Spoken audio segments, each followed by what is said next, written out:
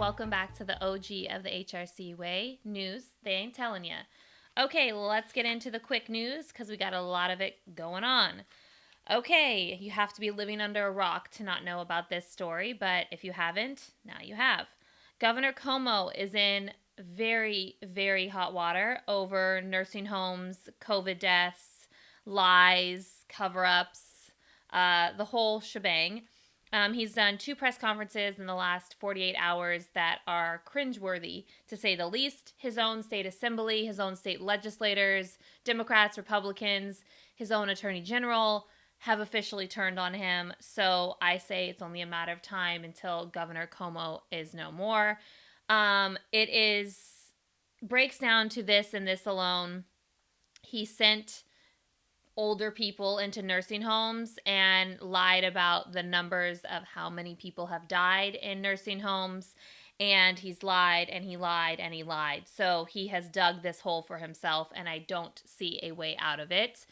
They just recently did a poll. His poll numbers really haven't changed, but I don't believe in polls, and I find that very, very hard to believe because all I keep thinking is if that was my grandma and my grandma was told she'd be safe in a nursing home and the governor of my state knew that she wouldn't be safe and then lied about how many deaths there were and my grandmother died in a nursing home, I would have a problem with it. So he is in over his head, the golden boy who decided to write a book in the middle of a pandemic before the pandemic was even over.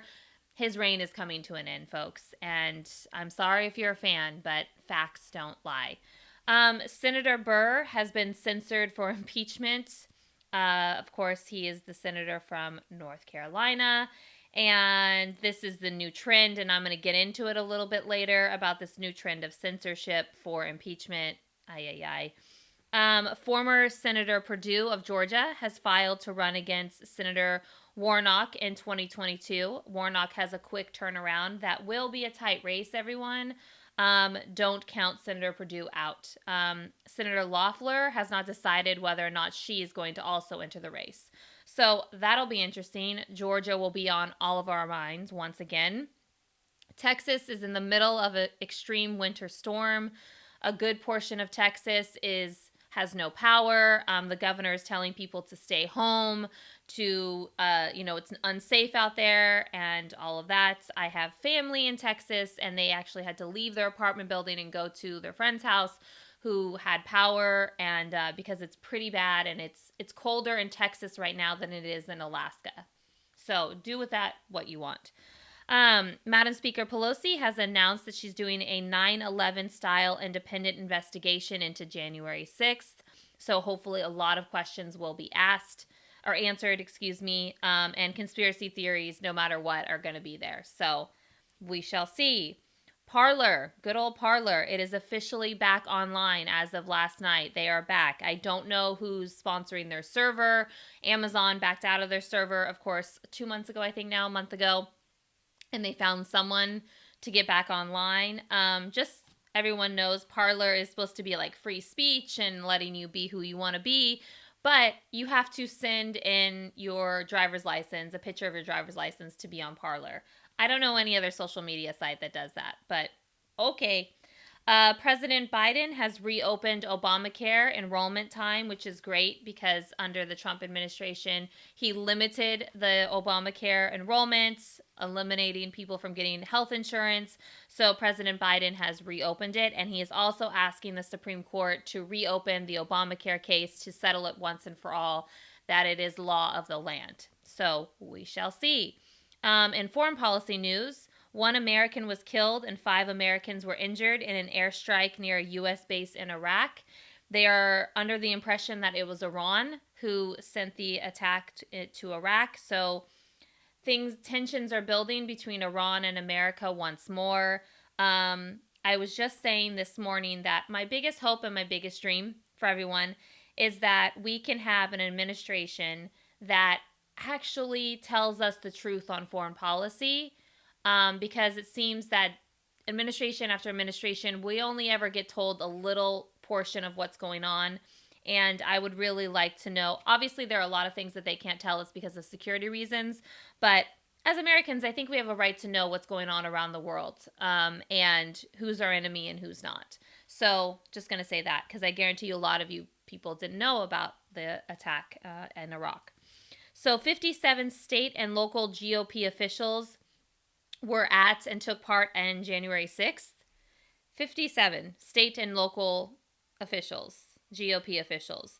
So what that tells me, everyone, is pay attention to who represents you locally and on the state level, because that's kind of important. This is interesting, not interesting at all. Amy Cooper, the white woman who lied to the NYPD about Christian Cooper, a bird watcher, that he had threatened her. Her entire case has been dropped because she finished racial bias classes. She's the infamous white woman who called and was like, oh, this guy's attacking me. And, and he was like, I'm just here to watch birds. I have no idea what you're talking about. So she took racial bias classes and she's learned her lesson, they say. And the case has been dropped. So, okay. This is a cute little tidbit for anyone out there who is a Disney fan. We are getting another Cruella de Vil movie. It is officially, the trailer will drop today, Wednesday. And it stars Emma Stone, and it's a prequel to the Glenn Close Cruella de Vil. So we've been waiting for a live action on that. Not long at all, because I really can care less about this, but I know a lot of people are excited. So I don't know. Glenn Close to me is the ultimate Cruella de Vil. Good luck, Emma Stone. The NAACP is suing Trump and Giuliani over the election in January 6th, and it does include an actual congressman, Democrat. He's part of the group suing, and they're using a post-Civil War law to sue him. I don't know where that's going to go. I don't know what that's going to expose, but that is happening. Serena Williams will face Naomi in semifinals at the Australian Open. Serena the other night beat the number 2 ranked woman in the world. She is ranked number 10 right now. Everyone was counting her out, and she beat her in 2 rounds, 6-3, 6-3. And this will be her 40th Grand Slam semifinal. And she currently has 23 Grand Slams. She's tied the record. She wants to get 24 to break the record. And that is why she officially is the greatest athlete of all time. Sorry, guys. Greatest athlete. Not female athlete. Greatest athlete. So make sure and check out Serena today, Wednesday. She's going to go against Naomi, and that is going to be the match of a lifetime. So, all right, let's get in a little bit deeper, guys. Okay, so I mentioned a little bit earlier about Senator Burr getting censored on a long list of other senators and representatives who've been censored via impeachment.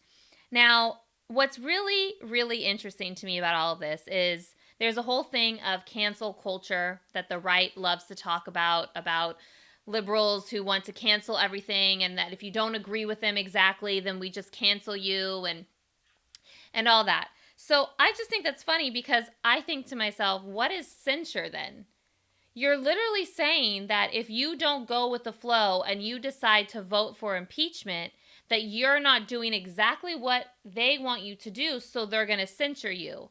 They can call it censure, but it's also could be called cancel, which is something that Fox News goes on and on about all the time, this cancel culture. So Wyoming, North Carolina, Louisiana, Arizona, possibly Utah, and possibly Maine have all censured their senator or their representative simply because they didn't do exactly what they wanted them to do. Again, that's also called canceled. Matt Gaetz went to Wyoming to try to find someone to primary Liz Cheney because, he wanted to cancel her because she voted to impeach the president of the United States. So I think they're a little interlocked here, guys. And what I find to be so interesting is that these Republicans say how cancel culture takes away their voice, while, doesn't censoring? They literally censored John McCain's widow because she came out and supported Joe Biden over Donald Trump. They censored her, meaning they wanted her to be quiet, stop her from saying her truth.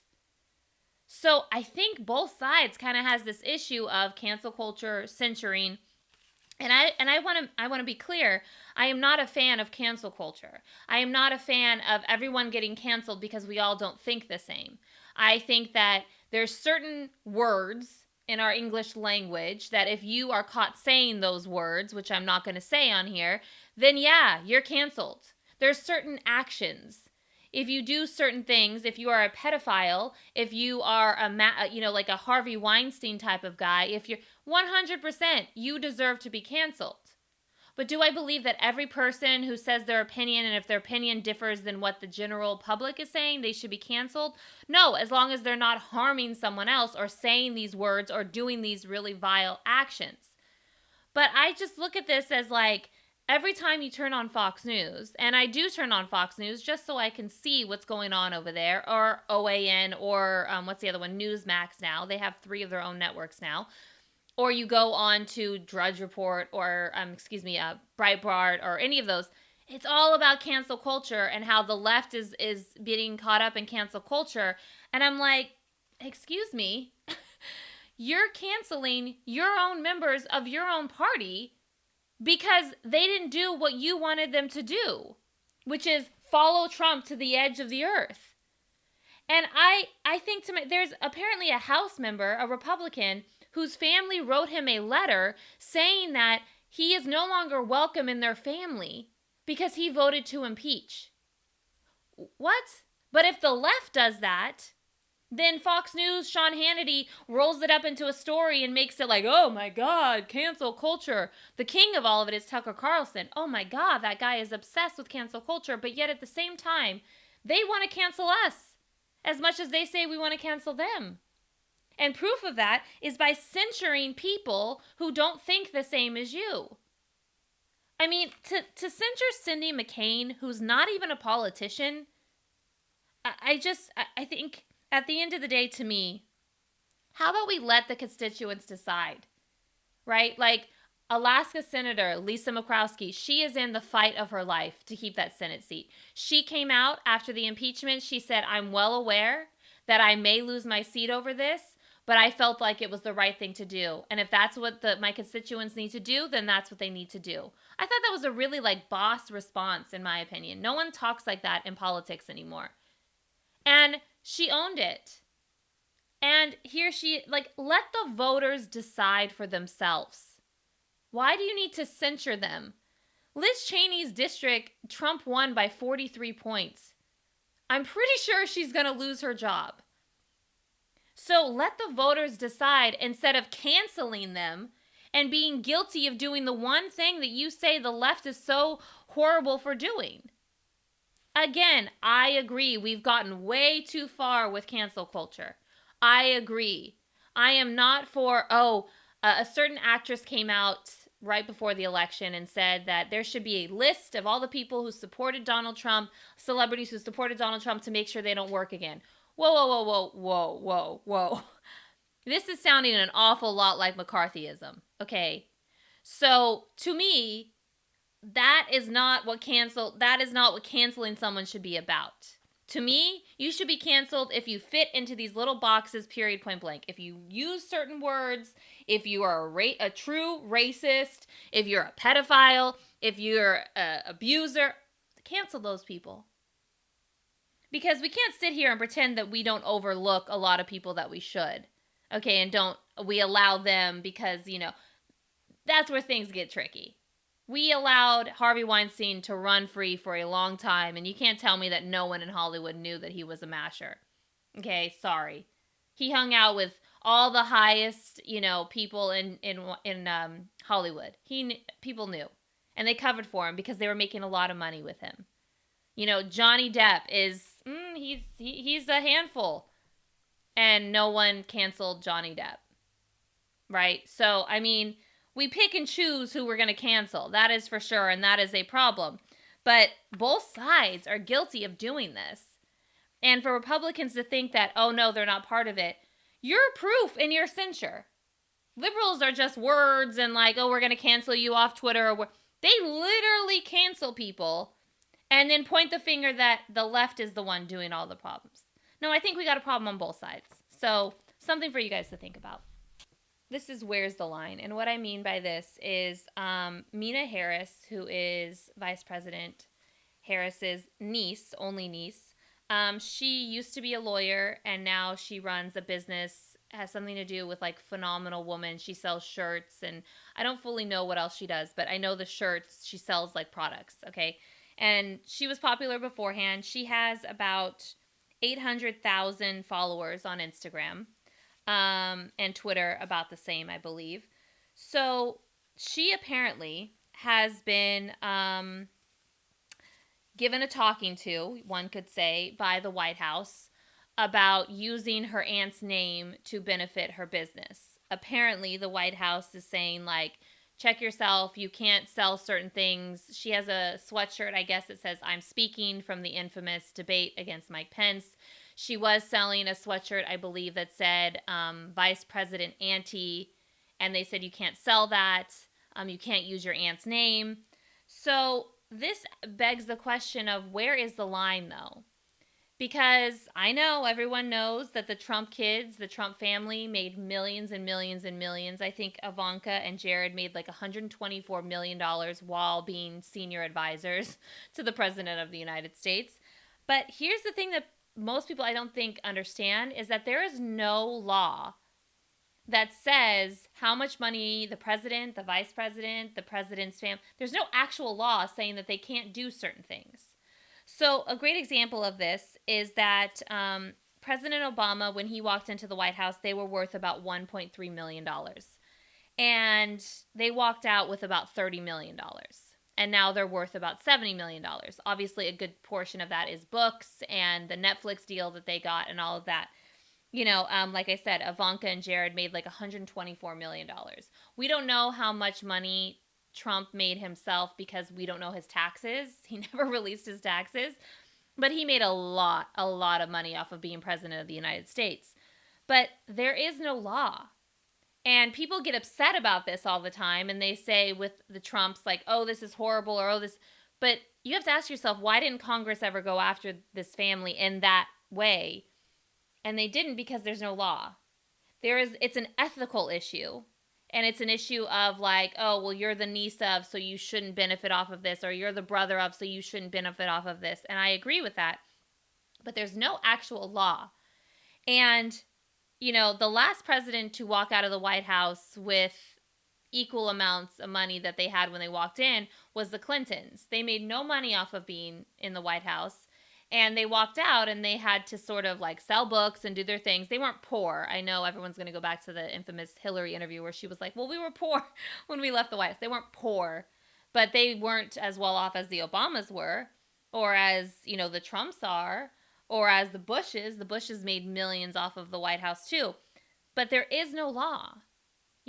Trump was able to have a hotel a block up from the White House, and there's no law to stop him.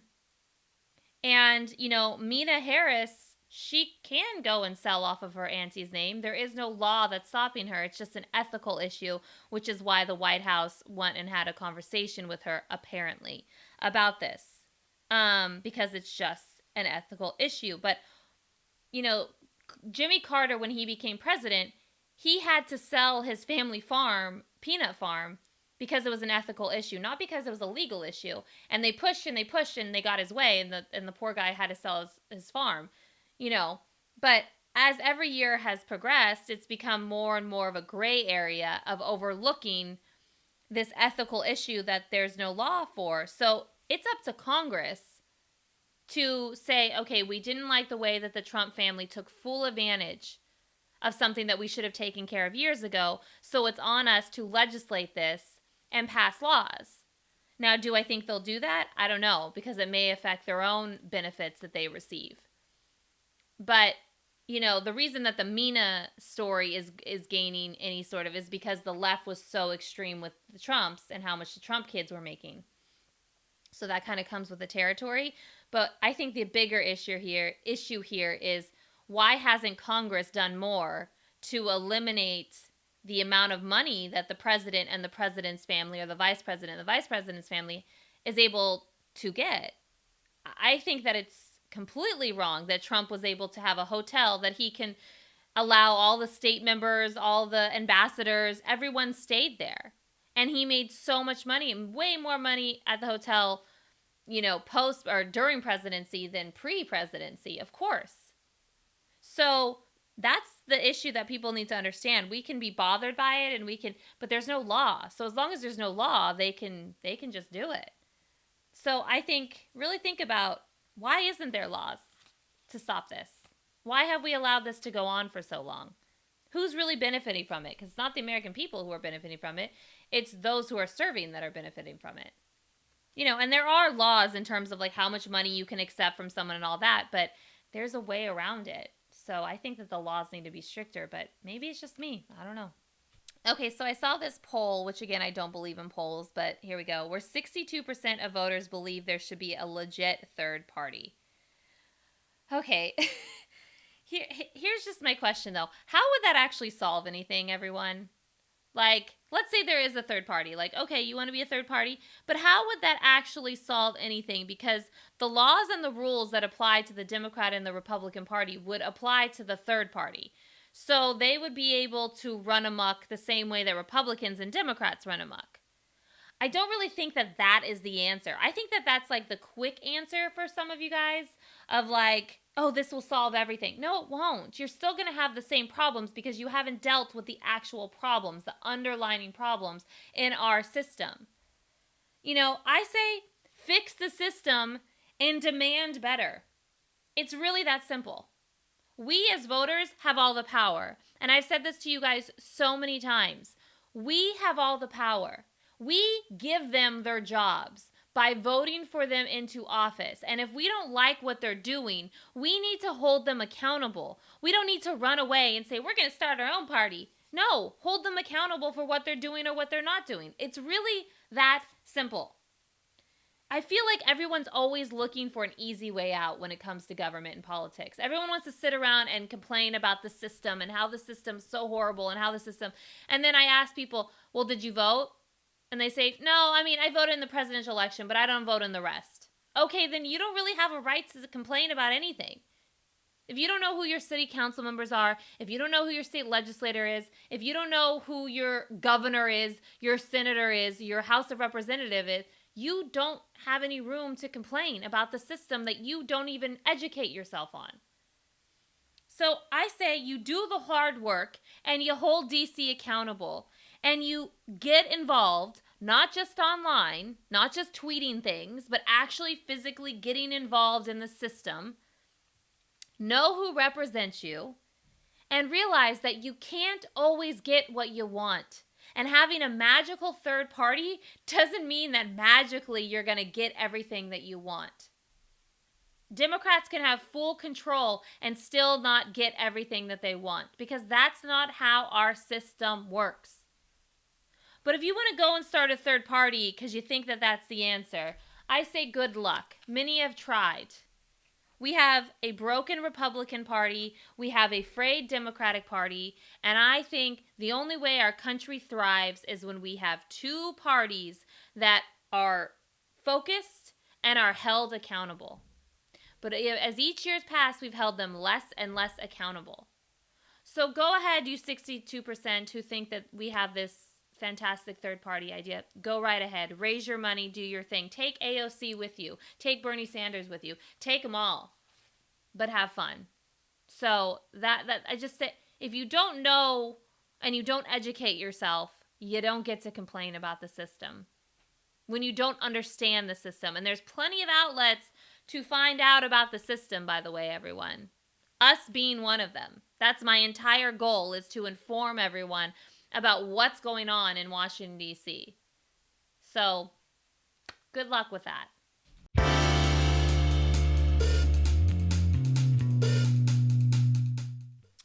Okay, so we are going to play a new little game here. I thought of this morning as I was watching yesterday when I was watching Serena Williams. It's this or that. It's very simple. Sam, my handy dandy assistant here, is going to tell me either this politician or this politician, and I have to decide, am I gonna, we'll say, I don't want to say kill because that's not a good thing to say, but so, all right, Sam, two politicians I have to choose between. Who I'd vote for, basically, right? That's so. AOC and Bernie Sanders. Oh my effing god. You know what? I would vote for AOC because I couldn't under any circumstances ever vote for Bernie Sanders. But only reason I vote for AOC is because she can be controlled better. Pelosi's done a really really good job of like keeping her zoned in and not knowing it that she's zoned in. So yeah, I could vote for AOC, but plus that girl has no chance of ever being anything besides congresswoman. So that's whatever. But never could I ever vote for Bernie Sanders ever in a million years. Sarah Palin and Ted Cruz. Oh my god. Oh my god. That's like, oh my gosh. Okay. Uh, I I can't even imagine ever pushing Ted Cruz's name in a ballot box ever, ever, ever, ever. But Sarah Palin is like, you know, are we talking about like senator seats? Is that what we're talking about, right? Let's just say senator seats, because I mean, anything Sure. else, anything else than that is like scary beyond belief. But I would probably vote for Sarah Palin over Ted Cruz. Only because Ted Cruz is like really smart and really manipulative, and he knows how to, I mean, the guy's been able to keep a job for all these years, even though no one likes him. So, and Sarah Palin's just stupid. But, I mean, she's like a downgraded version of Marjorie Taylor Greene. Like she doesn't like she like has all these crazy thoughts, but she's not intelligent enough to like do anything with it. Where like Marjorie Taylor Greene is scary because she could do something with it. So like Sarah Palin's just like I can see Russia from my house, kind of stupid. So I guess I could handle that over Ted Cruz's. I saw a quote from Ted Cruz the other day where it was literally from 2016, and he was talking about how he can never support Donald Trump because he said if I were to support someone who's spoken that way about my wife and my father, I would be a scoundrel or I would be something. And I'm like, that's literally what you do every day of your life now, by the way, Ted. Like, so I couldn't. Plus, he looks like the Zodiac killer. And, he has a weird, weird relationship with his daughters and just like weird. So, no, I guess it would have to be Sarah Palin. Yeah, that's the tough one. Okay, last one. Oh, no, I'm doing two more. Two more. Feinstein versus Pelosi. Oh my God. Oh my God. That's a good one, Sam. Oh man. Okay, this is my only reasoning with this. I would vote for Pelosi only because Pelosi is 80 and Feinstein is 87. So like Feinstein's wrapping it up here and I think Pelosi is too, but still like 80 and 87 is. So that's the only reason. Other than that, I wouldn't be able to. I couldn't even, you know what I mean? Like wrap my head around that. I think they're both magnificent women and they've done a lot for this country. So, and my state. So, yeah, but the only reason is because she's 80. So So last one, two more. Okay. Stabenow and Klobuchar. Well, if I don't say Klobuchar, she's gonna make me eat my salad with a comb. No, just kidding. They're both fabulous women.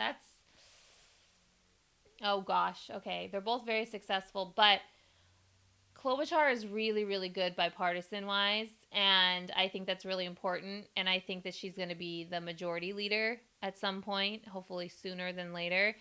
And I think that is really important. And people kind of like know who she is, or Stabenow people don't really know who she is that much. But I love Stabenow, and I think Stabenow is a steady senator that is just so fabulous. But I would vote for Klobuchar over Stabenow. Just like barely. These are hard. This is like the other ones I'm like, oh, I don't want to. But no, that's a good one. I just think only because Klobuchar is just really good with bipartisan bills.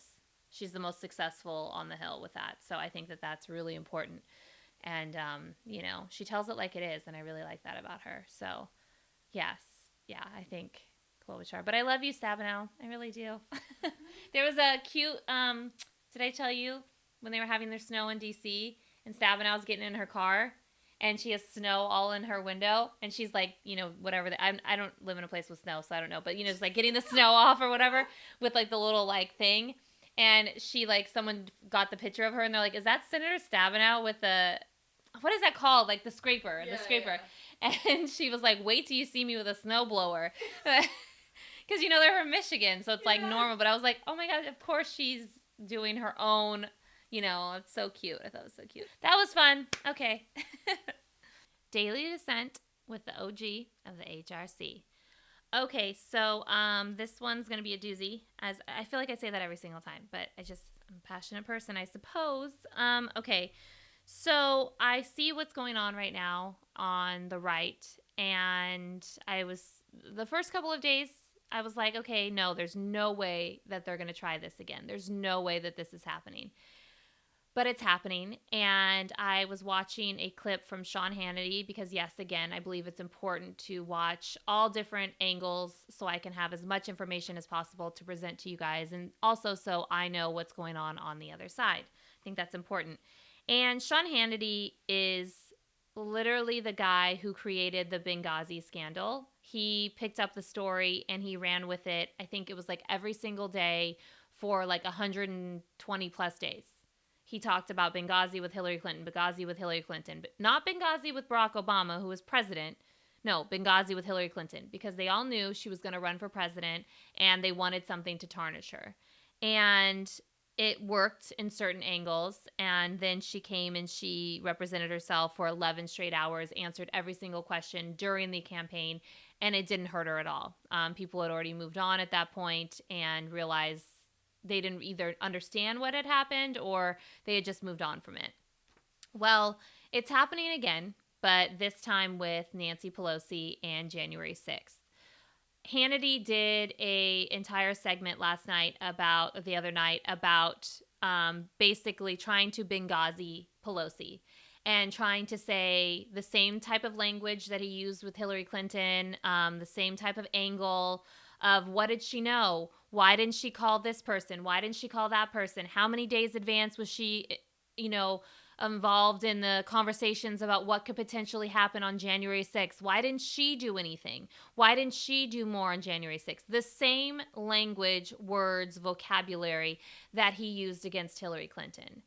And the reason that I think that he's taking her to bat for it is it's a pretty easy target in that the Democratic Party does not defend Nancy Pelosi, hardly ever, nor do they defend Hillary Clinton, hardly ever. So it's an easy target. And the fact that when you say the words Hillary Clinton or Nancy Pelosi in a home that is a Republican home, it's like you've set a bomb off in their home and they want nothing to do with it. They're running away from those words.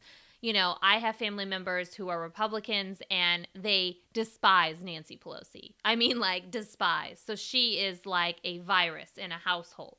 So it's really easy for him to go after her. It's really easy for him to say, well, why didn't she do this or why didn't she do that?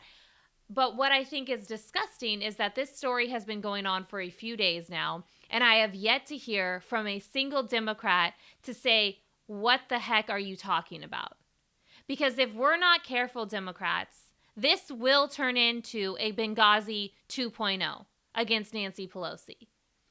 And she's wrapping up her career. I'm almost certain of that. This is her last 2 years. I don't believe she will try to take the speakership again. I think that she's done. She's going to retire, and great for her. But are we going to allow this to happen to her in her last years when you've got to consider all that this woman has done just in the last 4 years alone of keeping us afloat when the other side was trying to drown us? The last time I checked, we won the House in 2018 and we kept the House in 2020. Last time I checked, she called then President Trump out on every single thing that he had done. She had called his bluff when he shut down the government. She had called his bluff on his wall. She had called his bluff, and it worked. Every single time it worked. Last time I checked, she was the one that took the entire narrative of his BS State of the Union and took the narrative away from his lies at the State of the Union to the infamous, let me rip up paper. She did that on purpose because she knew the second she did that, everyone would be talking about that and not about his lies. And it worked. There's t-shirts with that. There's memes. It worked. It worked so much that the president stopped talking to her because of it, which she probably is better off for it. But we cannot allow Benghazi 2.0 to happen. We have to learn from the mistakes of what we allowed to happen to Hillary Clinton cannot happen to Nancy Pelosi. We're too smart to be this stupid at this point. And it's happening right in front of our eyes. Her own daughter tweeted and said, Christine Pelosi tweeted and said, we cannot allow this happen to Nancy Pelosi. Why isn't anyone asking, what was Mitch McConnell doing that day? What was Chuck Schumer doing that day? What was Kevin McCarthy doing that day? Only Nancy Pelosi's in charge of everything? No. No, Pelosi's not in charge of the Capitol Police. Pelosi is not in charge of the Sergeant Arms. Pelosi is not in charge of the National Guard. And when she called for the National Guard, they declined her, and the then Vice President of the United States had to get involved and got it approved. So we cannot allow the misinformation to come around, because at the end of the day, this is the woman whose name they were calling in the halls on January 6th. This is the woman whose office they ransacked. This is the woman whose laptop was ruined. This is the woman whose staff had to hide under a table for 2.5 hours and not make a sound because of who they worked for. And they were terrified for their lives. So, Sean Hannity and of the right, if you want to know what happened January 6th, that's what happened on January 6th. As long as I am here, I will not allow Benghazi 2.0 to happen to Nancy Pelosi. I've lived through it before, and I see it. I see it a mile away, and I know that I can't be the only Democrat who sees this coming. So my real question is the rest of you, are you brave enough to stand up for this woman who has been standing up for us for the last 4.5 years? All right, guys, until next time, make sure you check us out on Instagram, Twitter, and TikTok. And of course, you can listen to us on Spotify, iTunes, or watch us on YouTube. Until next time, OG of the HRC, signing out.